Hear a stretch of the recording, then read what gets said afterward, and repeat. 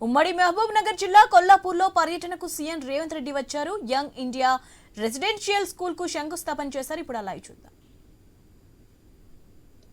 చంద్రశేఖరరావు ఎందుకు ఆదుకోలేదు అని చెప్పి ఇవాళ జడ్ప్రోల్ గ్రామం నుంచి నేను అడగదలుచుకున్నా.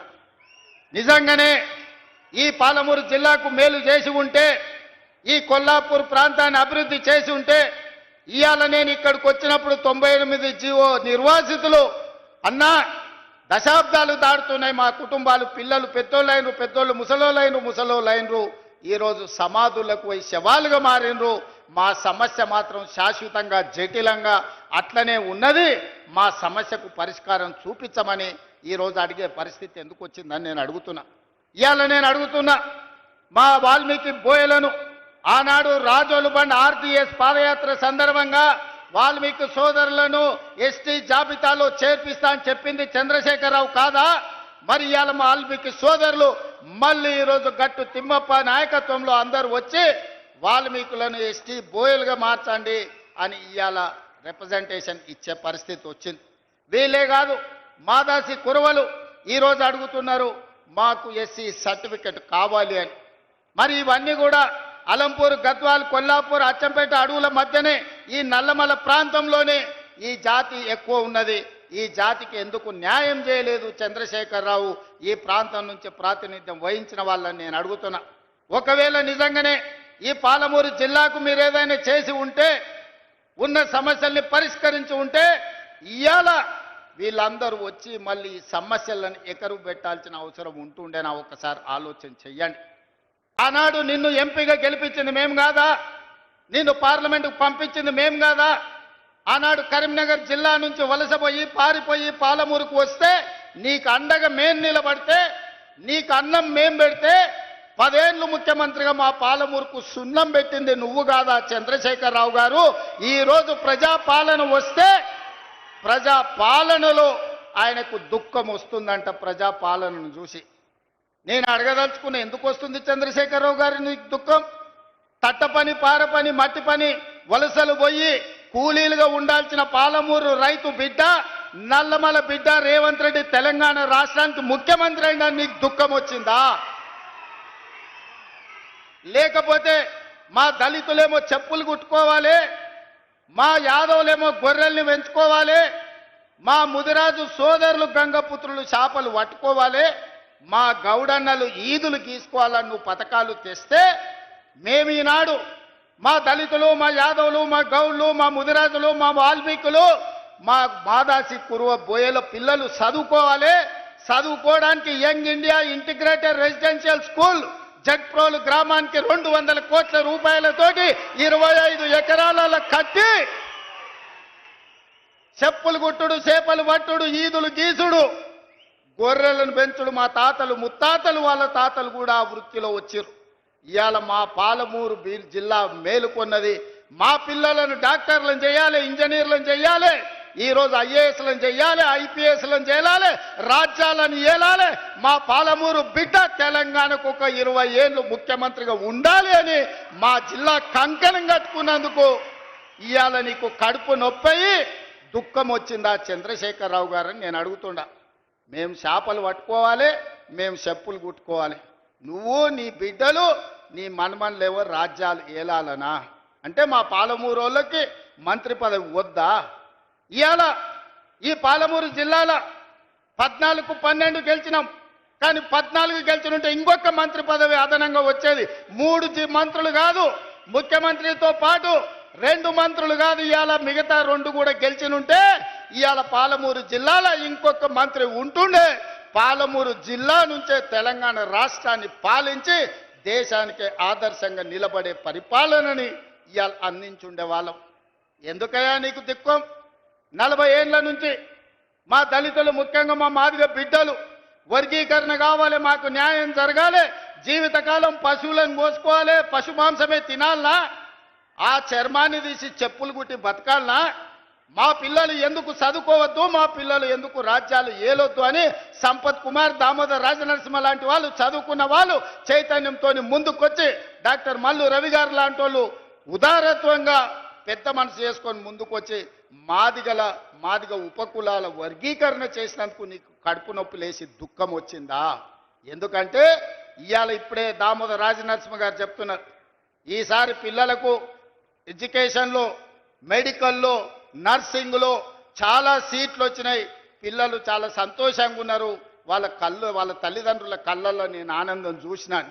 అంటే మాదిగ ఉపకులాల వర్గీకరణ చేసినందుకు మాదిగోళ్ళ పిల్లలు ఇవాళ డాక్టర్లుగా, ఇంజనీర్లుగా సీట్లు వస్తుంటే నీ కొడుకుతో పాటు, నీ మనవడితో పాటు మాదిగోళ్ళ పిల్లలు చదువుకుంటున్నారు కాబట్టి నీకు దుఃఖం వచ్చి నీ కళ్ళల్లో నీళ్ళు వచ్చినాయి. ఆ చంద్రశేఖరరావు గారు, నీ కళ్ళల్లో నిప్పులు ఎందుకు పోసుకుంటున్నావు? ఆ దళితుల పిల్లలు ఇంకెంతకాలం చెప్పులు కుట్టుకొని బతకాలి? ఇందుకే నీకు దుఃఖం వచ్చిందా అని నేను అడుగుతున్నా. మిత్రులారా, ఇవాళ ఆలోచన చేయండి. నిజంగానే 10 సంవత్సరాలు చంద్రశేఖరరావు గారు ముఖ్యమంత్రిగా ఉన్నప్పుడు 20 లక్షల కోట్ల రూపాయలు ఆయన చేతికి వచ్చినాయి. ప్రజలు కట్టిన పన్నులు కావచ్చు, 8 లక్షల కోట్ల రూపాయలు బ్యాంకుల్లో ఆయన చేసిన అప్పులు కావచ్చు. ఆనాడు అన్నాడు, ఉమ్మడి రాష్ట్రంలో, తెలంగాణ ఉద్యమంలో, ఉమ్మడి రాష్ట్రంలో సమైక్య పాలనలో సీమాంధ్రులు మన సాగునీటి ప్రాజెక్టులు కట్టలేదు, నిర్లక్ష్యం చేసిండ్రు. అందుకే పాలమూరు జిల్లా ఎడారిగా మారింది. ఎడారిగా మారిన పాలమూరు జిల్లా నుంచి లక్షలాది భార్యాభర్తలు జంటలుగా వలసలు పోయినరా. నిజమే, ఆనాడు ఉమ్మడి రాష్ట్రంలో అన్యాయం జరిగింది.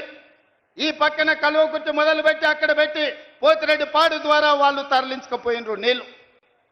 ఈ పక్కన జూరాల కావచ్చు, నెట్టంపాడు కావచ్చు, భీమా కావచ్చు, కల్వకుర్తి కావచ్చు, పాలమూరు రంగారెడ్డి కావచ్చు, ఇలాంటి ఎన్నో ప్రాజెక్టులు కట్టకుండా ఎస్ఎల్బిసి టన్నెల్ కావచ్చు, ఉమ్మడి రాష్ట్రంలో అన్యాయం జరిగింది. మా పొలాలకు నీళ్లు రాలే. మా ఎండిపోతున్న పొలాలను చూసి మా కళ్ళల్లో నీళ్లు దారగట్టినాయి. అందుకే కదా నాడు నీ కండగా నిలబడి ఈ పాలమూరు జిల్లా మొత్తం జై తెలంగాణ అని నీ పార్టీని గెలిపిస్తే 10 సంవత్సరాలు ముఖ్యమంత్రిగా ఉన్న చంద్రశేఖరరావు గారు, నేను నిన్ను సూటిగా అడుగుతున్నా, నా గడ్డ మీద నుంచి నా పాలమూరు రంగారెడ్డి ఎత్తిపోతల 10 ఏళ్లలో ఎందుకు పూర్తి చేయలే? నా కల్వకుర్తి ఏమైంది? నా నెట్టంపాడు ఏమైంది? నా భీమా ఏమైంది? నా కోయిల్ సాగర్ ఏమైంది? నా జూరాల ఏమైంది?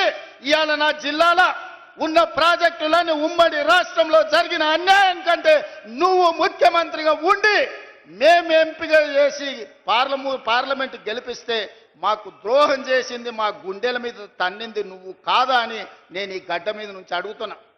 10 సంవత్సరాలు 20 లక్షల కోట్లు ఖర్చు పెట్టిన చంద్రశేఖరరావు ఒక 20-25 వేల కోట్లు ఖర్చు పెట్టినుంటే 20 లక్షల ఎకరాలు పాలమూరు జిల్లాలో మా భూములకు నీళ్లు వస్తుండే కదా.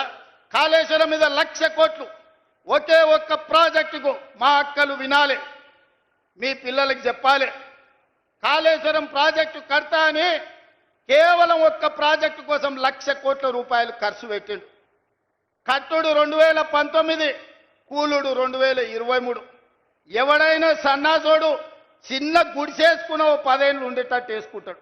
1,00,000 కోట్లు పెట్టి కట్టిన కాళేశ్వరం 3 ఏళ్లలో కూలేశ్వరం అయి కూలిపోయింది. ఆ ఏళ్ళ మేం కట్టిన నాగార్జున సాగర్ చూడు, ఆ ఏళ్ళ మేం కట్టిన శ్రీశైలం చూడు, ఆ ఏళ్ళ మేం కట్టిన జూరాల ప్రాజెక్టు చూడు.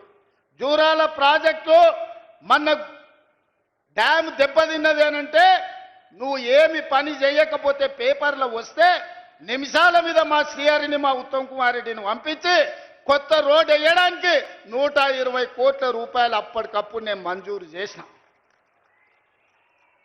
ఎట్లా చేయగలిగినా మీ బిడ్డను ఉన్నా కాబట్టి నా జిల్లాకు చేయాలి, అన్యాయం జరుగుతుంటే చూసుకుంటూ ఊరుకోను అని అప్పటికప్పుడు ఇచ్చిన. ఇవాళ 10 ఏళ్ళు నువ్వు పూర్తి చేయని ప్రాజెక్టులు, 10 ఏళ్ళు నువ్వు పడా పెట్టిన ప్రాజెక్టులు. అందుకే దామోదర రాజనరసింహ గారికి, ఉత్తమ్ కుమార్ రెడ్డి గారికి చెప్పిన, మా అనిరుద్ధ్ రెడ్డి అడిగితే ఈరోజు అన్ని ప్రాజెక్టులకు సంబంధించి పాలమూరు రంగారెడ్డి ఎత్తిపోతల, Kalwakurthy project, Bhima project, Koil Sagar project, Nettempadu project, ఈరోజు ప్రతి ప్రాజెక్టు మహబూబ్ నగర్ జిల్లాలో ఉన్న అన్ని సాగునీటి ప్రాజెక్టుల భూ సేకరణకు ఎన్ని వందల కోట్లైనా ఈ సంవత్సరం డిసెంబర్ 9 తారీఖు లోపల మొత్తం భూ నిర్వాసితులకు వాళ్ళందరికీ నష్టపరిహారం ఇచ్చి భూమి సేకరించి రాబోయే 2 ఏళ్ల ప్రాజెక్టులు పూర్తి చేయడానికి ప్రణాళికలు సిద్ధం చేసినాం. అందుకోసం నీ కడుపు మండి కళ్ళల్లో నీళ్ళు వచ్చి నీకు దుఃఖం వచ్చిందా చంద్రశేఖరరావు గారు? మా పాలమూరు బాగుపడుతుంటే, ఎడారిగా మారిన మా పాలమూరు పచ్చగా మారుతుంటే, కృష్ణానది జలాలు మా పొలాల్లో పారుతుంటే నువ్వు ఎందుకంత విషం పెట్టుకొని ఈరోజు విషం జిమ్మాలని మా మీద పగబట్టి పనిచేస్తున్నావు అని నేను అడుగుతున్నా. వెనకటికెవడో దొంగలకు సద్దులు మోసిందంట. ఇవాళ శ్రీనివాస్ గౌడ్, నిరంజన్ రెడ్డి ఆ దొంగకు సద్దులు మోసే పని చేస్తున్నారు. సిగ్గుండాలి వాళ్ళు ఇద్దరికి. ఇవాళ జిల్లాలో జరుగుతున్న అభివృద్ధిని 75 ఏళ్ల తర్వాత ఆనాడు మొట్టమొదటి హైదరాబాద్ రాష్ట్రానికి ముఖ్యమంత్రిగా పాలమూరు బిడ్డ బూరుగుల రామకృష్ణారావు అయ్యిండు. ఆనాడు స్వతంత్రం వచ్చినప్పుడు, నిజాం రాజ్యం నుంచి విముక్తి కలిగినప్పుడు పాలమూరు బిడ్డ ముఖ్యమంత్రి అయితే, మళ్ళీ 75 ఏళ్ల తర్వాత ఈ మట్టిలో పుట్టిన బిడ్డ ఈరోజు తెలంగాణ రాష్ట్రానికి ముఖ్యమంత్రి అయితే అభినందించాల్సింది పోయి ఆ దొంగకు సద్దులు మోస్తారా? సిగ్గుండాలి శ్రీనివాస్ గౌడ్, నిరంజన్ రెడ్డి. నీకు అన్నం తిన్నప్పుడు విశ్వాసం ఉండాలి. ఈ గడ్డ అన్నం పెట్టింది, ఈ ప్రాంత ప్రజలు మీకు అధికారం ఇచ్చింది. ఇవాళ ఓ 10 ఏళ్ళు పాలమూరు బిడ్డకు అవకాశం ఇస్తే పనులు జరగనప్పుడు మీరు ప్రశ్నిస్తే అర్థం ఉంది. 10 నెలలు కూడా కాలేదు, నువ్వు దిగిపో, నువ్వు దిగిపో, నువ్వు దిగిపో. ఏం పుట్టిందా వీళ్ళకు? ఏం అల్కగా అట్లా వచ్చినామా? గాలి కొట్టుకొచ్చినా మనము?